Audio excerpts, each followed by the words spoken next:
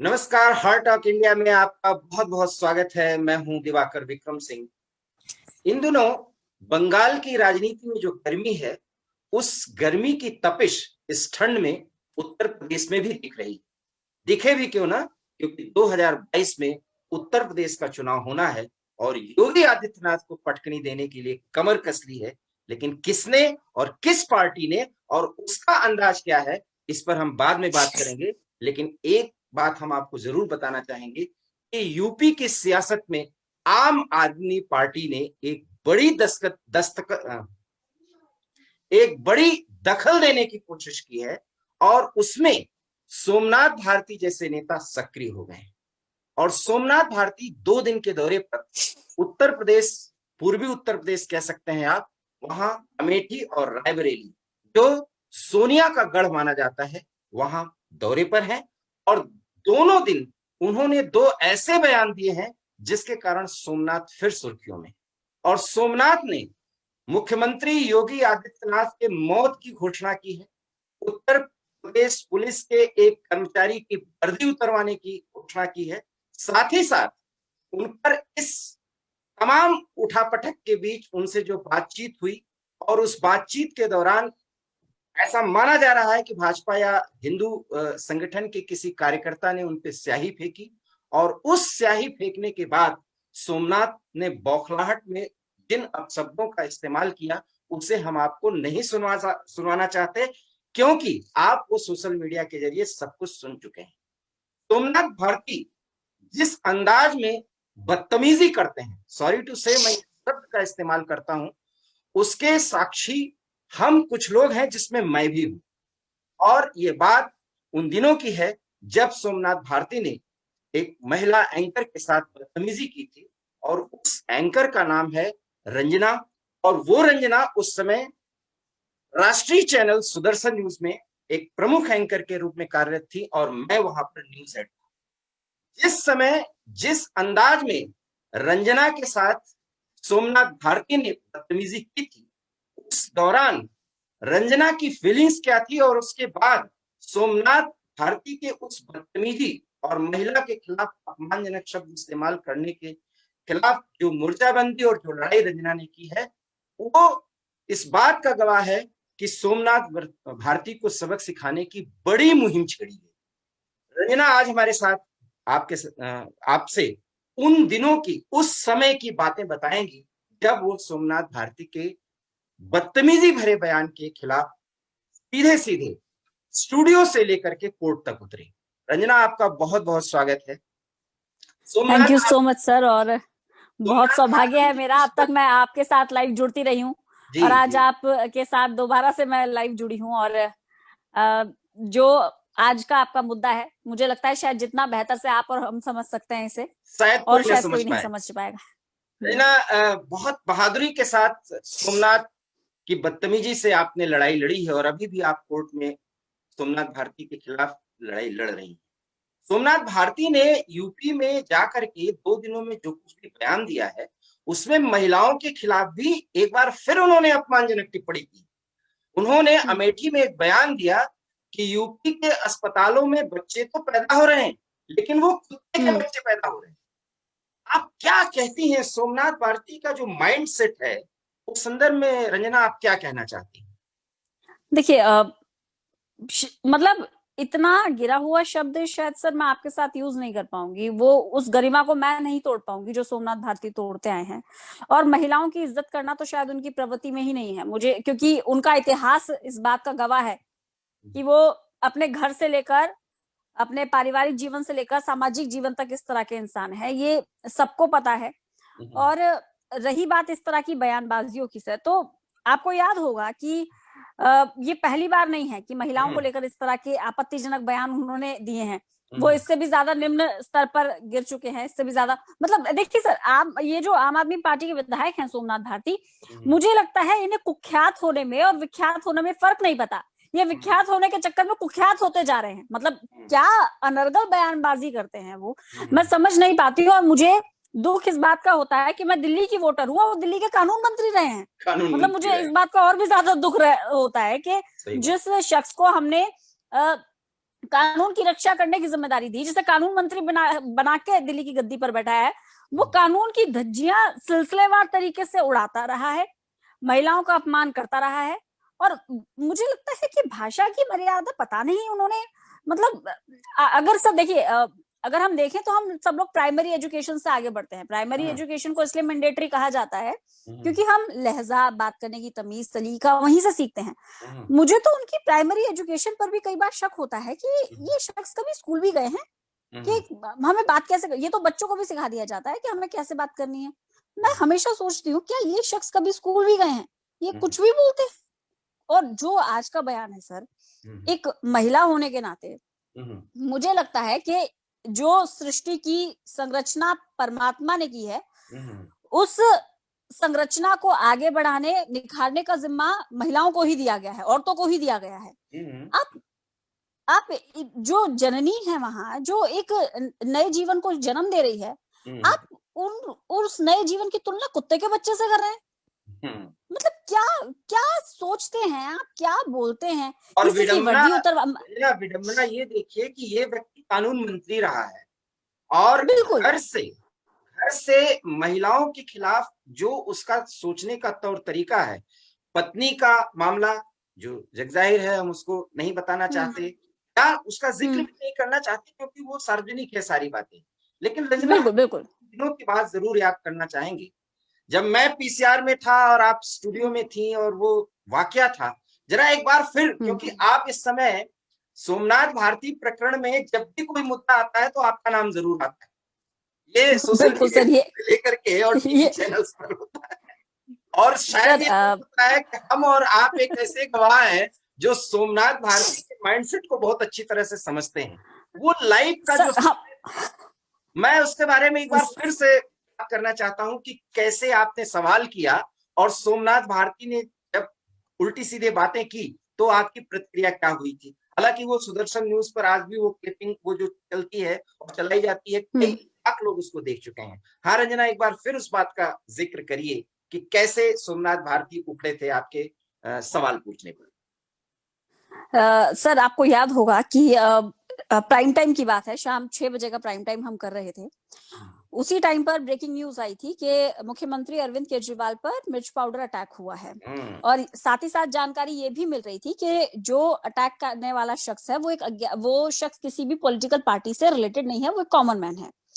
तो जब सोमनाथ भारती मेरे साथ जुड़े तो मेरा बहुत सीधा सा सवाल था कि क्या ये दिल्ली वालों का गुस्सा है, क्या ये नाराजगी है जो इस तरह से फूट रहा है, सीएम केजरीवाल पर हमला हो रहा है? सर बहुत सीधा सा सवाल था। और क्या के साथ, क्योंकि इतना तो हमें हिंदी का ज्ञान, भाषा का ज्ञान है कि क्या के साथ सवाल पूछा था, कोई आरोप नहीं था।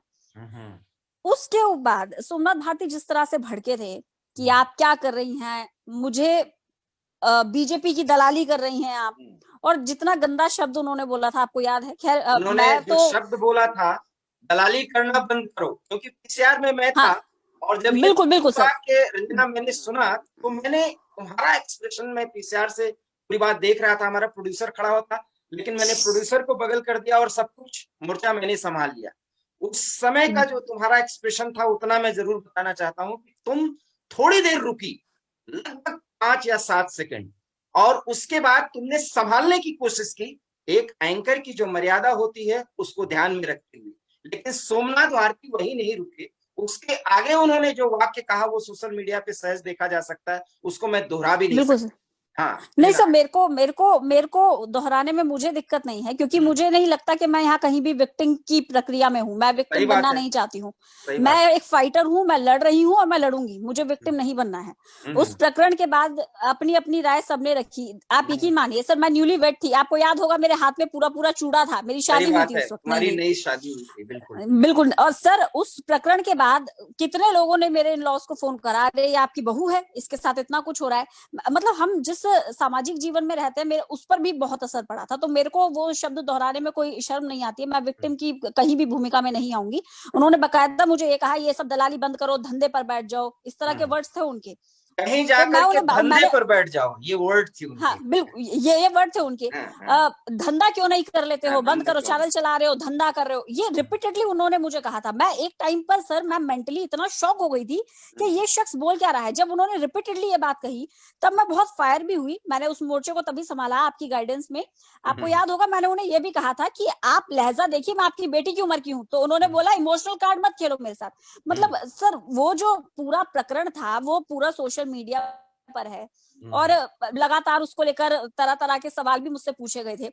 आप यकीन मानिए, मैंने जब सुदर्शन का संस्थान छोड़ा था उसके बाद जब मैं गई थी मैं दूसरे चैनल्स में जब मैं जॉब ढूंढ रही थी तो कई चैनल्स में ऐसा हुआ सर कि मुझे तो यही बोला गया, अरे ये वही लड़की है ना जिसके साथ सोमनाथ भारती ने अभद्रता की थी। मतलब मैं, और ऐसा नहीं कि मुझे पब्लिसिटी चाहिए, एंकर को सही बात, पब्लिसिटी की जरूरत नहीं है। सही हम बात है। 8 घंटे टीवी पे बैठते हैं, हमें पब्लिसिटी नहीं चाहिए। बिल्कुल सही, बिल्कुल सही। पब्लिसिटी आप लोगों को पब्लिसिटी चाहिए होगी, हमें जरूरत नहीं है पब्लिसिटी की। हमें दिन भर में 15 लाख 20 लाख आदमी टीवी पर देख लेता है। देखते हैं, सही बात है। ले, लेकिन जिस तरह मैं इस चीज को बार बार रिकॉल कर रही थी कि उस आदमी ने इस तरह से अभद्रता की थी कि मेरी पहचान एक विक्टिम के रूप में हो गई।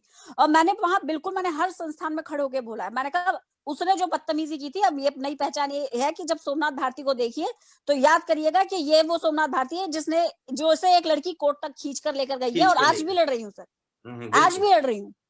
अभी भी मैं आपको एक अपडेट दे दूं, लास्ट टाइम हियरिंग को लेकर, क्योंकि ये दावपेच करते रहते हैं, कानून मंत्री रहे हैं और बदकिस्मती से वकील भी हैं, तो थोड़े से दावपेच करते रहते हैं वहां पर। तो उन्होंने कोर्ट से एक हियरिंग वेस्ट कर दी, वो टाइम कोर्ट का वेस्ट किया। इस पेंडेमिक सिचुएशन में कोर्ट के टाइम की कीमत क्या है आप और हम पत्रकार समझते हैं, शायद सोमनाथ भारती ना समझते हो। तो कोर्ट ने उनके ऊपर 5,000 रुपए का जुर्माना भी लगाया कि वो मुझे दें। उसके खिलाफ वो हाई कोर्ट चले गए। अच्छा। मतलब इस तरह से, हाँ इस तरह से वो टाइम वेस्ट करते हैं। मतलब ये जो है ये उनका तरीका है। लेकिन जो हमारा आज का मुद्दा है, जो हमारा आज हम जिस पर बात कर रहे हैं, वो उनका जो बदतमीजी करने की उनकी आदत है, वो आदतन जो इस तरह की बयानबाजी दे रहे हैं सर, मुझे लगता है कि बहुत गंभीर इशू है। हम शायद मीडिया में लाने के बाद और कानूनी कार्रवाई करने के बाद हम इसको भूल रहे हैं। हमें भूलना नहीं चाहिए, हमें याद रखना चाहिए, हमें इस शख्स का सामाजिक बहिष्कार करना चाहिए। मुझे लगता है कि इस शख्स की पहचान उसी तरह से होनी चाहिए जिस तरह से लोग किसी क्रिमिनल की पहचान करते हैं, क्योंकि ये क्राइम है। आप किसी के साथ बदतमीजी कर रहे हैं, किसी की मानहानि कर रहे हैं, किसी के साथ आप इस तरह का व्यवहार कर रहे हैं। आप मुझे कई दिन तो लोग फोन करके बोलते थे कि अरे तुम ऐसी नौकरी कर ही क्यों रही हो जिसमें इतनी गाली खानी पड़ती है, इस काम में तो कोई इज्जत नहीं है। मतलब सर आप सोचिए हम कितनी मेहनत से पत्रकारिता करते हैं। पूरे कोरोना में हम लोग, पूरे कोरोना के टाइम पर लोग घरों में थे, डॉक्टर्स, पुलिस वाले और हम पत्रकार अपने अपने स्टूडियोज में थे, फील्ड पे थे, एक एक खबर पहुंचा रहे थे। मतलब और आप उस मेहनत की इमेज ये हो गई है कि लोग बोलते थे कि अरे भाई ऐसा काम ही क्यों करते हो, इतनी बेइज्जती है। मतलब ये आपने बना दिया पत्रकारों को। तो मुझे लगता है कि इस आदमी का सामाजिक बहिष्कार करना जरूरी है। इस आदमी का सामाजिक बहिष्कार तो होना चाहिए, लेकिन आम आदमी पार्टी के लिए आज भी ये बहुत दुलरुआ शब्द है। एक पूर्विया शब्द का मैं इस्तेमाल कर रहा हूँ, इसको बहुत लाड़ प्यार दिया जाता है।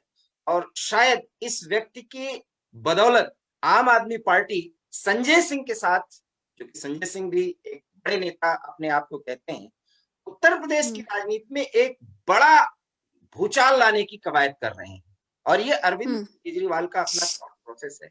लेकिन सोमनाथ भारती जैसे बदतमीज आदमी को उत्तर प्रदेश में पेश करके आपको लगता है रंजना की आम आदमी पार्टी वो सफलता हासिल कर लेगी जो वो सोच रही है? देखिए सर, एक कहावत है, जो रास्ता नीचे से ऊपर जाता है वही रास्ता ऊपर से नीचे भी आता है। तो जिस तरह से ये लोग तेजी से बढ़ने के चक्कर में कुछ भी बयानबाजी कर रहे हैं, और आम आदमी पार्टी जिस पार्टी को सिद्धांतों के लिए जाना जाता था, याद होगा आपको अन्ना आंदोलन जिसके बाद ये पार्टी खड़ी हुई थी, सिद्धांतों के लिए जाना जाता था, पारदर्शिता के लिए जाना जाता था, स्वच्छता के लिए जाना जाता था। आपको लगता है कि सियासत में, राजनीति में स्वच्छता ये पार्टी बनाए रखती है? जिस शख्स का बायकॉट इस पार्टी को करना चाहिए था, जैसे आपने एक पूर्विया शब्द का इस्तेमाल किया, दुलरुआ, ऐसे मैं बोल रही हूँ उसी शख्स के साथ तो एक गलभैया करते हैं। उस सही। शख्स के साथ तो ये गलभैया करते हैं जिसका बायकॉट करना चाहिए। और अरविंद केजरीवाल जिसको कॉमन मैन बोला, आम आदमी पार्टी का नाम आम आदमी पार्टी ही इसलिए पड़ा क्योंकि वो आम लोगों की, आपकी हमारी कॉमन मैन की पार्टी है। अब सोचिए कि एक कॉमन मैन के घर में घुसकर उसकी बहन बेटी को कोई गाली दे आए और वो हमारा नेता बना रहेगा। और वो पार्टी के सुप्रीमो, पार्टी के मुखिया, जिनके कहने पर लोग जंतर मंतर पर बैठे, रामलीला मैदान में बैठे, लोगों ने पैदल मार्च निकाला। अरे सर, हम भी उन बेवकूफों में से थे जिनके पैर में छाले पड़ गए। अब लगता है कि हम उस टाइम हम कॉलेज में थे सर, जब ये आंदोलन हुआ था, अन्ना आंदोलन, ये पार्टी खड़ी हुई, हमें लगा कि कुछ नया करेंगे। ये नया नहीं, जो अच्छा खासा था उसे भी बिगाड़ने आए हैं, नया वया कुछ करने नहीं आए। जो ठीक ठाक था, जो डिसिप्लिन थोड़ा बहुत था, उसे भी खत्म करने के लिए ये लोग हैं। तो देखिए, पार्टी से मुझे समस्या नहीं है, लेकिन अगर हम सर स्टूडियो में अगर एक एंकर गलत बोलता था तो आप वहां बतौर न्यूज हेड हमें बता देते थे कि ये तुम्हारी गलती है, हमें उसके लिए लिखित में अपना माफीनामा भी आपको देना पड़ता था। अगर हम लेट हो जाते थे तो हमें आपको कारण बताना पड़ता था। मतलब ये एक संस्थान की बात मैं आपको बता रही हूँ। लेकिन जो पार्टी अपने आप को दिल्ली को अपनी बपौती समझ बैठी है, उस पार्टी का मुखिया अपनी ही पार्टी के विधायक को ये नहीं बता पा रहा है कि तुम्हें मुंह थोड़ा ढंग से खोलिए। सर तो ये एक बहुत स्ट्रेटेजी भी हो सकती है ना रंजना, आम हाँ, आदमी बिल्कुल बिल्कुल हो पार्टी सकती है की सर, स्ट्रेटेजी भी हो सकती है। बिल्कुल। इसी के साथ मैंने शुरुआत की थी कि ये विख्यात होने की जगह कुख्यात हो रहे हैं। नाम कमाने के दो तरीके हैं, या तो विख्यात हो जाइए या कुख्यात हो जाइए। तो ये लोग कुख्यात होकर नाम कमाना चाहते हैं। और रही बात सर डिसिप्लिन की, जिस अनुशासन की हम बात करते हैं, वो अनुशासन कहाँ दिख रहा है आपको? एक शख्स, देखिए, एक बार अगर शायद किसी से गलती हो तो आप उसे गलती मान सकते हैं, लेकिन रिपीटेडली वही हो रहा है। आपको याद होगा अफ्रीकन मूल की महिलाओं के साथ क्या बदतमीजी हुई थी, खिड़की एक्सटेंशन वाला कांड भी आपको याद होगा। फिर उनका अपना निजी जीवन तो जो है वो है ही। फिर उसके अलावा हम तो इनके भुक्तभोगी हैं, विक्टिम तो कहीं से कहीं तक नहीं है, लेकिन इनकी बदतमीजी हमने तो झेली है। हाँ रंजना, अब तुम दोबारा एक आ गया। ही हो, विक्टिम हो भी नहीं सकती क्योंकि तुम एक बहुत बहादुर एक महिला एंकर हो। मैं ये पूछना चाहता हूँ कि कहीं ना कहीं एक त्रासदी की स्थिति तो तुम्हें झेलनी पड़ी थी, और आज भी उसको तुम झेल रही हो। ये और बात है कि तुम बहादुर हो, वो उसको तुम हावी नहीं होने देना चाहते। सोमनाथ भारती सर जैसे व्यक्ति की इस तरह की बदतमीजियां, इस तरह का इनका जो विचार है, ये वास्तव में क्या फील कराता है तुम्हें, क्या फील करने को मजबूर करता है एक महिला होने के नाते? सर एक महिला होने के नाते मुझे तो ऐसा लगता है कि अ, सर देखिए, आपने मानसिक मतलब हम हमेशा रेप की खबरें पढ़ते हैं, बलात्कार की खबरें पढ़ते हैं। एक होता है मानसिक बलात्कार। जरूरी नहीं है कि कोई शख्स आपको हाथ ही लगाए, आपको आपके शब्दों से, अपने शब्दों से भी आपको कचोड़ सकता है। वो जो शब्द थे, आप खुद सोचिए, हम एक परिवार से आते हैं, हमारा अपना एक निजी जीवन भी है। और जैसे मैंने बताया कि मेरी उस टाइम पर नई नई शादी भी हुई थी। मैं आकर ऑफिस में बैठी हूँ, अपनी ऑफिस में एंकरिंग कर रही हूँ, और मैं आपसे सवाल पूछ रही हूँ और आप मुझे बोल रहे हैं धंधे पर बैठ जाइए। तो ये शब्द जो है, ये किसी के सम्मान पर ठेस पहुंचाने वाले हैं या नहीं, आप किसी भी एक आम आदमी से इसमें कोई पूछिएगा। दो अगर राय ही किसी किसी के भी घर में आप, मतलब ये ऐसा है कि किसी के घर में घुसकर आप किसी की भी बहन बेटी को बोले कि ये यहाँ क्या बैठी है, इसे धंधे पर बैठाओ, ये तो उस तरह की बात हो गई। तो जो वो त्रासदी, और ऐसा नहीं है कि ये चीजें मैं भूल गई हूँ, ये चीजें सर मैं आज भी नहीं भूली हूँ, आज भी इसे झेलती हूँ। मैंने आपको जैसे बताया कि कई जगह मैं गई तो लोगों को याद रहा, अरे ये तो वही लड़की है जिसको सोमनाथ भारती ने गाली दी थी, ये तो वही लड़की है। तो आज भी झेलती हूँ उस चीज को। कई लोग ये भी पूछते हैं, अरे वो प्लान था क्या? मैं लोगों से पूछती हूँ, क्या कोई प्लानिंग से गाली खा सकता है? गाली खा मैं तुम्हें बता रही हूँ, मैं तुम्हें अभी गाली देने वाली हूँ, जरा तुम सुन लेना एक बार। कोई सुन सकता है? मतलब आदमी एक ह्यूमन नेचर को तो चैलेंज ना करे, वो कोई भी, और खासतौर से पब्लिक प्लेटफॉर्म पर, पब्लिक डोमेन में कोई लड़की कैसे सुन सकती है ये सारी चीजें? लेकिन ये सब जो हुआ, और जो आपने यूपी की राजनीति वाली भी बात कही कि इन्हें पता है कि दिल्ली से बाहर तो शायद इन्हें कोई पूछने से रहा, और उसके लिए कई बार ये जो जितनी बार अटेम्प्ट करा है वो अटेम्प्ट में फेल भी हुए हैं। तो अब ये वाली स्ट्रैटेजी अपनाकर, ये सब कर कर गाली गलोच करके किसी को वर्दी उतरवाने की धमकी, ये आप दिखा रहे हैं कि आप सत्ता के नशे में कितने चूर हैं। अब आप आम आदमी नहीं रहे हैं, और आप सीधे आम सीधे आदमी का वर्दी उतरवाने के साथ साथ महिलाओं पर फिर एक तरह से बहुत ही अभद्रजनक टिप्पणी है इनकी। ये यूपी बिल्कुल की बिल्कुल जनता सर। देखेगी। और आज मैं रंजना को इसलिए लाइव आप लोगों के सामने पेश कर रहा हूं, क्योंकि रंजना जो है वो विक्टिम नहीं बनी है, वो एक बहादुर महिला एंकर है। एक एंकर के साथ साथ वो एक बहादुर महिला भी है, लेकिन उस त्रासदी को जो उसने भोगा था, और आज भी उसको एक फीलिंग है, और हर व्यक्ति यही कहता है कि हाँ ये वही लड़की है जिसके खिलाफ सोमनाथ भारती ने अभद्र टिप्पणी की थी।